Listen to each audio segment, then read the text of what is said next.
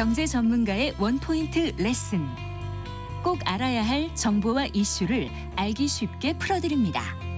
대한민국 경제 고수와 함께 투자의 맥을 짚는 KBS 일라디오 경제쇼. 진행의 성기영 아나운서입니다. 네, 지난달 통계청 발표에 따르면 청년층의 체감 실업률과 고용률이 약 4년 만에 가장 큰 폭으로 악화한 것으로 나타났습니다. 뚜렷한 이유 없이 구직 활동을 하지 않는 쉬었음 통계도 9개월 연속 증가를 해서 43만 4천 명을 기록했는데요. 여기에 오늘 한국경제인연합회가 조사한 내용을 보면 최근 경기 악화로 올해 기업들은 상반기 신규 채용을 줄일 것이라고 하는데요. 현장에서 느끼는 청년 취업의 어려움은 어느 정도인지, 또 취업은 어떤 전략으로 준비를 해야 할지 현장에서 청년들을 직접 만나는 전문가를 모시고 얘기 나눠보겠습니다. 취업 지원 서비스를 제공하는 진학사 캐치의 김정연 부문장과 함께하겠습니다. 어서 오십시오. 네, 안녕하세요. 김정연입니다. 네, 반갑습니다. 먼저 지난해보다 올해 청년 취업 시장 더욱 심각해지고 있다고 하는데 네. 어느 정도나 심각한 건가요? 방금 말씀해 주셨다시피 마침 오늘 이제 한국경제인협회가 그 상반기 신입 채용 계획을 발표했는데요. 네. 500대 기업을 조사했더니 61%가 올해 상반기 채용 계획이 없거나 미정이라고 발표를 했습니다. 이게 작년 대비하면 6% 정도 늘어난 수치예요. 그래서 기존에도 원래 이제 상반기 채용이 3월에 있고 하반기 채용이 보통 9월에 있는데 그 비율이 한 3대 7 정도 되거든요. 그래서 네. 원래 하반기 채용보다 상반기 채용이 좀 어려운 거는 맞는데 올해 같은 경우는 특히나 뭐 역대급 채용 한파 뭐 이런 말을 붙여도 좀 붙여도 될 만큼 좀 심각한 상황이라고 볼 수 있습니다. 실제로 저희가 얼마 전에 한 90년대생 취준생들 한 2,000명 대상으로 설문조사를 해보니까요. 한 55% 정도가 작년보다 취업이 더 어려울 것이라고 예측을 했는데요. 이 취업 과정에서 불안이나 무기력 같은 좀 부정적인 감정을 느낀다고 응답한 친구들도 많아서 종합해보면 지금 청년들이 느끼는 취업의 어려움이 정말 크다고 볼 수 있습니다. 네. 또 한 가지 눈여겨봐야 할 것이 그냥 쉬는 청년들이 점점 많아졌다고 하는데요. 왜 이런 현상이 발생하는 걸까요? 가장 큰 이유는 이제 당연히 원하는 일자리를 찾기 어렵다라고 생각하기 때문에 이제 그냥 쉬는 친구들이 늘어났다라고 볼 수 있는데요. 작년 7월 기준으로 한 44만 명, 역대급 최대 인원인데, 근데 이제 좀 구체적으로 44만 명만 주목하실 게 아니고 상세를 좀 들여다보시면은 그냥 쉬는 친구들 중에 대부분이 직장 경험이 한 번은 있었다라고 답했던 예. 좀 구직자들이 많은데 그중에서 특히나 직장을 다녔는데 90%가 중소기업을 다녔다라고 응답한 그런 내용들이 있었습니다. 그러니까 이 점을 좀 주목하시면은 실제로 취업을 했는데 이제 중소기업에 들어갔는데 나랑 좀 눈높이가 맞지 않아서 마음에 들지 그만두고 않는다. 그쵸. 더 이상 못 다니겠다. 네, 극단적으로 말하면 그렇게 해서 이제 그냥 쉬는 청년층으로 전환을 하는데 이 부분에 대해서가 한마디로 정의하자면 일자리 미스매치가 결국엔 그냥 쉬는 청년들을 만들었다라고 이렇게 정리를 하시면 될 것 같습니다. 네. 우리나라 청년층 대졸자 비율은 어느 정도나 되나요? 실제로 대학 졸업자 비율이 약 70% 정도로 OECD 국가들 중에서 저희가 1위거든요. 네. 그럼 잘 생각해 보시면 이제 요즘 친구들은 초등학교부터 시작해서 고등학교까지 부모님들이 전폭적으로 지원을 해 주셔서 좋은 환경에서 교육을 받고 입시를 치러서 대학을 진학하는 진학률이 말씀드린 것처럼 OECD 국가 중에서 1위 이를 만큼 높은 진학률을 가지는데요. 이러한 현상이 최근에는 이제 입시가 아니고 입사까지도 연결이 된다라고 보시면 될 것 같아요. 그러니까 좋은 대학을 나왔으니까 좀 좋은 직장, 소위 말하는 좀 대기업을 가기 위해서 또 이 치열하게 또 준비를 하는데 과거와 다르게 좀 경제적으로 당장 내가 대학을 졸업하면은 돈을 벌어야 한다. 이 세대는 아니거든요. 부모의 어떤 도움을 지원? 받고 그렇죠. 그리고 부모 입장에서도 내가 열심히 또 지원을 해서 공부를 시켜서 대학을 졸업시켰으면 그래도 이왕이면 좀 좋은 직장을 가서 그렇죠. 안정적인 좀 직업을 찾기 원하니 굳이 내가 만족스럽지 않거나 혹은 또는 눈높이에 맞지 않는 직장에 그냥 급하게 들어가는 것보다는 고르고 골라서 좀 괜찮은 직장을 들어가라라고 좀 준비를 지원해 주다 보니까 준비 기간이 점점 늘어나고 지금 평균적으로는 1년 이상 뭐 거의 14개월 정도까지도 지금 취업 준비 기간이 늘어났다라고 보시면 될 것 같습니다. 네, 그럼 그런 청년들은 앞으로도 뭐 구직 의사는 없다라고 생각을 하고 있는 걸까요? 네, 그럴 경우는 아예 그냥 지금 실제로 그냥 쉰다는 또 청년들 중에서 한 반 이상은 그냥 계속 쉬겠다라고 사실 좀 답하는 친구들도 많아요. 그래서 이 부분 같은 경우는 좀 사회적인 문제로까지 연결될 수 있다는 우려도 많이 하고 있습니다. 예. 또 오늘 한경연의 발표를 보면 기업들이 채용을 줄인다고 하는데 네. 올해 채용문은 얼마나 줄었다고 볼 수 있을까요? 뭐 실제로 아까 말씀드린 것처럼 이제 상반기 신입 채용 계획이 한 작년 대비해서 한 6% 정도 줄었다고 했는데 또 이제 고용노동부가 앞서 발표한 좀 자료가 있는데 24년 하반기부터 25년 1분기까지 기업들의 채용 계획이 전년 동기 대비해서 한 3.3만 명. 그러니까 약 6% 정도 비슷하게 줄었다라고 발표를 했고 이 부분은 근데 중소기업만 준 게 아니고요. 대기업도 한 2% 정도 채용이 줄었다라고 얘기를 하거든요. 네. 그래서 전체적으로 지금 규모 자체가 좀 많이 줄어들었다라고 보시면 될 것 같습니다. 기업들이 신입 채용을 줄이고 경력직 위주로 뽑는 이유는 결국 비용 절감 맞습니다. 때문이겠죠. 가장 큰 건 예. 인건비 문제가 가장 크다고 볼 수 있고요. 뭐 당연히 이제 장기적으로 좀 경기 침체 상황이기도 하니 그것도 당연한 거고 최근 들어서는 어쨌든 좀 국내 국외적으로 좀 불안한 정세가 있다 보니까 이 부분을 기업들이 좀 경영을 보수적으로 하겠다라고 좀 판단을 하신 것 같아요. 그러다 보면 일단 채용 예산을 삭감하게 되고 그러면 신입을 사실 채용하게 되면은 채용을 해서 또 교육하는 교육 비용이 들고 네. 또 열심히 교육시켜놔서 이탈하고 나면 또 그들에 대한 좀 비용이 그대로 날아가는 위험 부담이 기업들이 있거든요. 그러다 보니까 기존 직원들을 그냥 신입 누군가가 그만두더라도 그냥 기존 직원들을 활용해서 추가 채용을 하지 않거나 이제 소위 또 핀셋 채용이라고 퇴사한 자리만 이렇게 딱 뽑아가지고 뽑는 뭐 그런 방식의 채용들을 좀 기업들이 하고 있습니다. 네. 또 기업 측에서는 뽑을 만한 사람이 없다라고도 얘기를 한다고요. 네, 이 부분이 참 아이러니한데요. 항상 구직은 어렵다고 하는데 기업들은 또 채용도 막상 어렵다. 채용도 어렵다. 뽑을 만한 애들이 없다. 좀 이런 말을 하는데 좀 과거와 채용 방식이 달라진 것도 이것도 연결해서 좀 생각해 보시면 될 것 같습니다. 그러니까 네. 뭐 대규모로 공개 채용을 할 때야 뭐 학점 영어 성적 뭐 이런 약간 스펙들 기준으로 그렇죠. 해서 뭐 또 시험도 보고 서류 평가를 가지고 뽑으면은 채용하기가 훨씬 더 쉬운데 지금은 아까 말씀드렸다시피 채용 규모 자체도 되게 줄고 또 직무에 완전히 좀 핏한 이제 일치하는 인재들을 선발하는 걸 기업들이 원하기 때문에 자꾸 이제 직무 역량을 좀 과하게 요구하는 부분이 좀 있습니다. 그렇군요. 네, 그러다 보니까 그거에 맞는 인재들을 좀 찾기가 어려워서 기업들이 채용이 어렵다라고 말씀을 하시는 것 같습니다. 네. 또 기업들이 신입보다는 경력직을 뽑겠다고 실제로 응답을 했다고요. 네, 실제로 그 한국경영자총협회 조사에서 2024년 모두 채용 트렌드 발표한 자료가 있는데요. 모두 1위가 경력직 선호도 강화 현상이었습니다. 그래서 실제로 채용 시장에서 경력직 선호 현상이 정말 뚜렷하게 나타나고 있는데요. 국내 이제 대표적인 기업으로 저희가 이제 SK하이닉스 같은 경우에는 뭐 경력 2년에서 4년까지 뭐 주니어 탤런트 인재 전형을 뭐 수시로 채용하기도 하고 삼성전자 같은 경우에도 뭐 경력을 기존에 4년 이상에서 한 2년 이상으로 낮추는 것처럼 그러니까 과거 같으면 이제 경력을 채용한다 그러면 저희가 소위 뭐 한 과장급 정도 생각하죠. 맞습니다. 예. 그러니까 대리말 과장 저희 뭐 소위 뭐 5년에서 7년 정도 대리말 과장급 정도가 딱 투입하기 좋은 인재라고 생각했는데 그 경력 인재도 이제 점점 주니어로 좀 내려가고 5년 차 이하들도 좀 경력으로 생각해서 채용한다. 라고 보시면 될 것 같습니다. 예.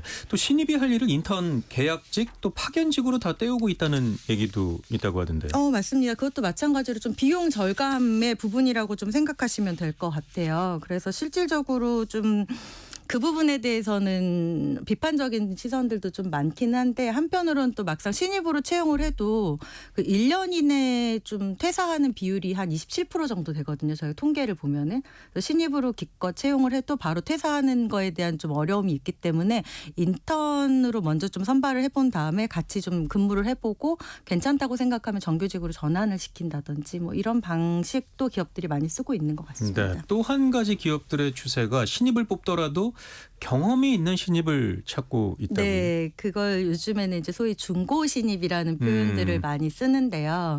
네. 낯선 용어들이 정말 많이 나오죠. 취업하기가 정말 네, 예전 같지가 쉽지. 않습니다. 예. 그러니까 뭐 신입도 아까 신입으로 들어가는 것도 뭐 재수를 한다 이런 느낌으로 좀 생각하시면 될 것 같은데 실제 이제 경력을 한 1년에서 3년 정도 쌓았던 친구들이 다시 신입 전용으로 들어가는 비율이 상당히 높아요. 그러니까 이것도 통계에 나오면 한 4명 중에 신입 채용을 한 대기업 신입들 중에 4명 중에 1명은 중고 신입이다라는 통계가 나와 있거든요. 예.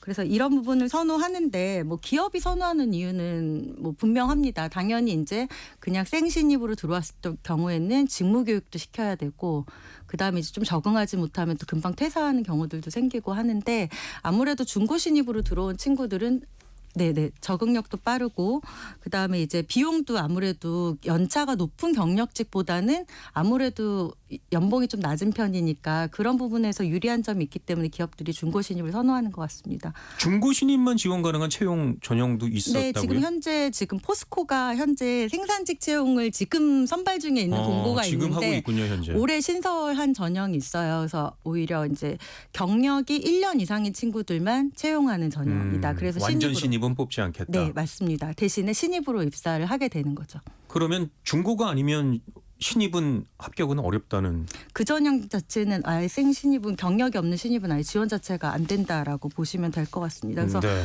이 부분은 실제로 신입 채용 시장에서 좀 실무 경험이 갈수록 중요해지고 있기 때문에 기업들 같은 경우도 조금 이런 부분을 선호한다라고 보시면 될 것 같아요. 그런데 이런 트렌드가 일시적인 것이 아니라 앞으로도 계속 유지가 된다면 직장에 대한 충성도는 좀 낮아질 것 같고요. 이직도 더 빈번하게 일어날 것 같은데요. 네, 그냥 이거는 사실은 뭐 닭이 먼저냐 달걀이 먼저냐 이슈이긴 한데 네.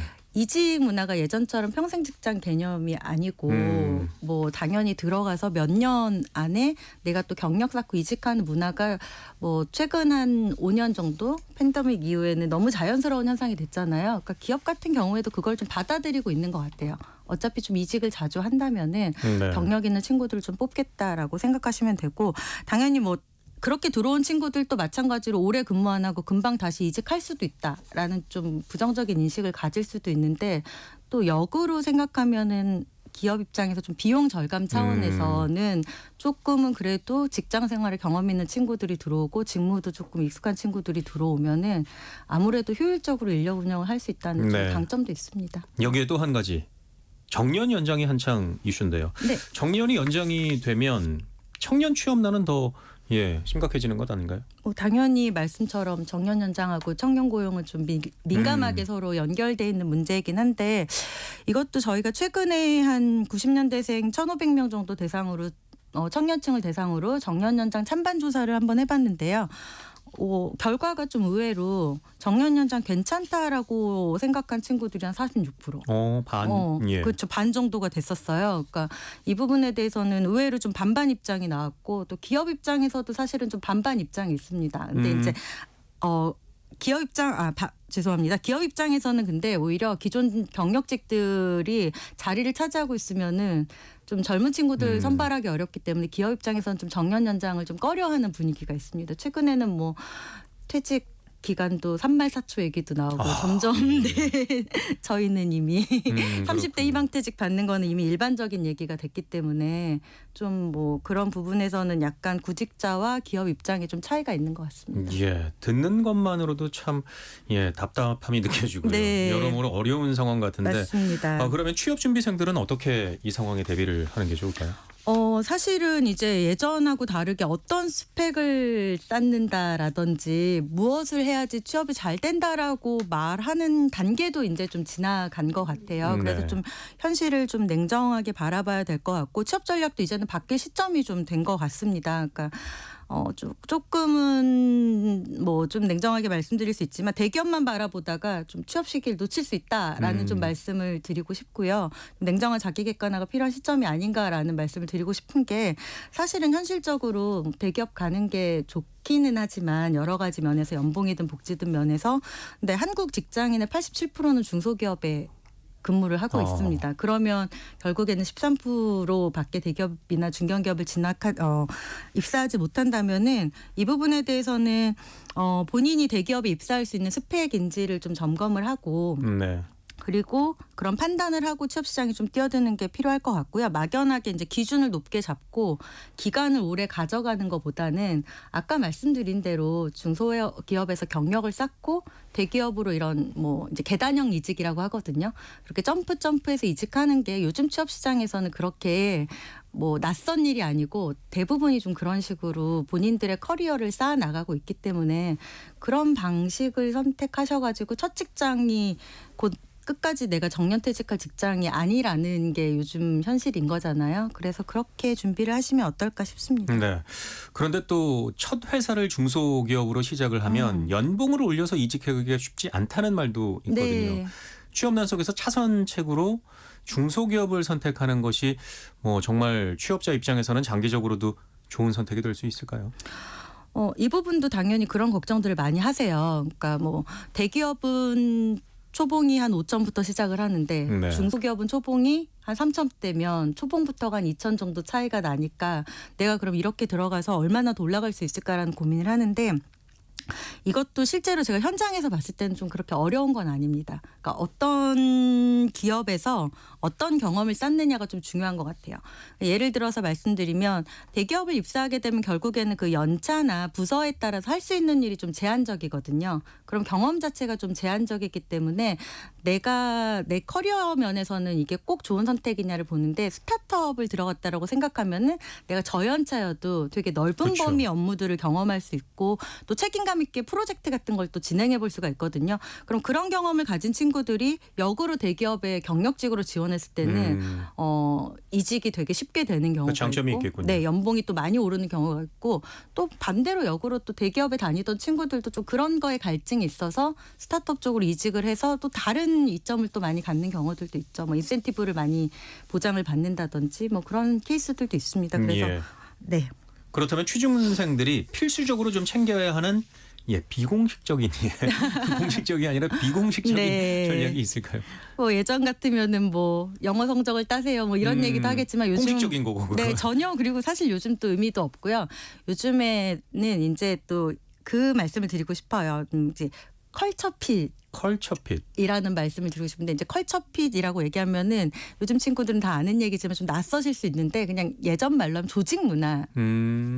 어떤 회사인지 문화가 어떤 회사인지 문화적으로 어떤 회사인지 그리고 이 회사의 구성원들이 어떤 식으로 회사 생활을 하는지에 대한 건데 이게 왜 더 많이 중요해졌냐면은 아까 말씀드리다시피 금방 퇴사를 하고 금방 이직을 한단 말이에요. 그럼 기업에서도 채용을 할 때 금방 그만두는 친구들 뽑기보다는 그래도 조금이라도 오래 다닐 친구들을 뽑고 싶거든요. 그래서 그렇죠. 이 친구가 우리 회사의 컬처핏과 맞느냐를 되게 많이 이야기를 하는 편이에요. 그래서 그 부분을 면접에서 많이 중요하게 생각을 하는데 이걸 확인하실 수 있는 거는 요즘 자료들이 많이 나와 있으니까 뭐 기업의 조직 문화에 관련된 자료라든지 뭐 현직자 리뷰 같은 자료들을 많이 찾아보시면 됩니다. 예.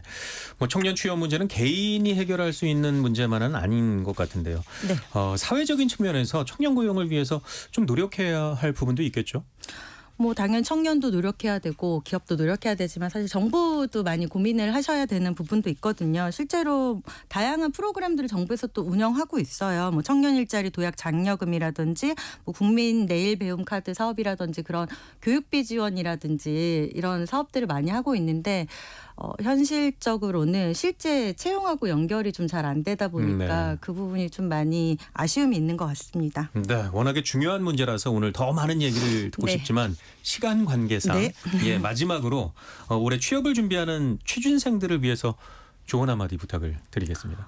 뭐 당연히 지금 얘기를 들으시면은 뭐 신입보다는 경력을 선호하기도 하고 또 어쨌든 간에 채용 규모 자체도 많이 줄었기 때문에 어렵다라고 많이 느끼실 텐데 일단은 직무 역량들을 좀 많이 강화시키는 게 중요한 것 같습니다. 그리고 말씀드린 것처럼 내가 원하는 직장에 채용 공고가 안 올라올 수도 있거든요. 그래서 마냥 기다리진 마시고 일단 최대한 맞는 직장들을 찾아서 많이 지원해 보시고 또 조금 부족하더라도 내 역량을 발굴할 수 있는 포지션이라면은 일단 취업해서 또 경험을 쌓아 보시는 것들을 좀 권해드리고 싶습니다. 네, 경제 핫 이슈 오늘은 청년 고용 한파와 좁은 취업문을 뚫을 전략에 대해서 살펴봤습니다.